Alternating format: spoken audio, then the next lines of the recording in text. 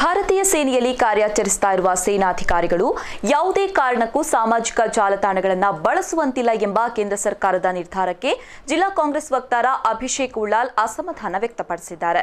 ಕೇಂದ್ರ ಸರ್ಕಾರದ ಇಂತಹ ಹೇಳಿಕೆ ಸರಿಯಲ್ಲ. ಸೈನಿಕರಿಗೆ ನಿಜವಾದ ಗೌರವವನ್ನ ನೀಡೋದು ಇದೇನಾ ಎಂದು ಪ್ರಶ್ನಿಸಿದ ಅವರು ಸೈನಿಕರ ಮೇಲೆ ಇಲ್ಲಸಲ್ಲದ ಅಪಪ್ರಚಾರ ಮಾಡ್ತಾ ಇದ್ದಾರೆ. ಇಂತಹ ಹೇಳಿಕೆಯನ್ನ ತಕ್ಷಣವೇ ಹಿಂದಕ್ಕೆ ಪಡೆದುಕೊಳ್ಳಬೇಕು ಅಂತ ಆಗ್ರಹಿಸಿದ್ರು.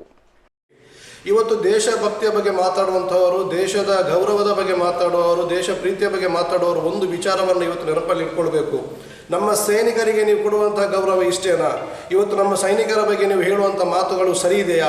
ಹನಿ ಟ್ರ್ಯಾಪಿಗೆ ಒಳಗಾಗ್ತಾರೆ ಅಂತ ನಮ್ಮ ಸೈನಿಕರು ಹೇಳ್ತಿರಲ್ಲ ನೀವು. ನಾನು ನಿಮ್ಮ ಹತ್ರ ನೇರವಾಗಿ ಕೇಳುತ್ತೇನೆ, ನಮ್ಮ ಸೈನಿಕರ ಬಗ್ಗೆ ನಿಮಗೆ ನಿಜವಾದ ಗೌರವ ಇದೆಯಾ ಅಂತ ಹೇಳುವಂಥ ಮಾತು. ಇವತ್ತು ಆ ಮಾತನ್ನು ಹಿಂದೆ ತೆಗಿಬೇಕು. ಹನಿ ಟ್ರ್ಯಾಪ್ ಮುಖಾಂತರವಾಗಿ ನಮ್ಮ ಯೋಧರು ಹನಿ ಟ್ರ್ಯಾಪಿಗೆ ಒಳಗಾಗ್ತಾ ಇದ್ದಾರೆ ಅಂತ ಹೇಳಿದಂಥ ಮಾತನ್ನು ಅದನ್ನು ಹಿಂದೆ ತಗೊಂಡು ಅದಕ್ಕೆ ಕ್ಷಮೆಯನ್ನು ಯಾಚಿಸಬೇಕು.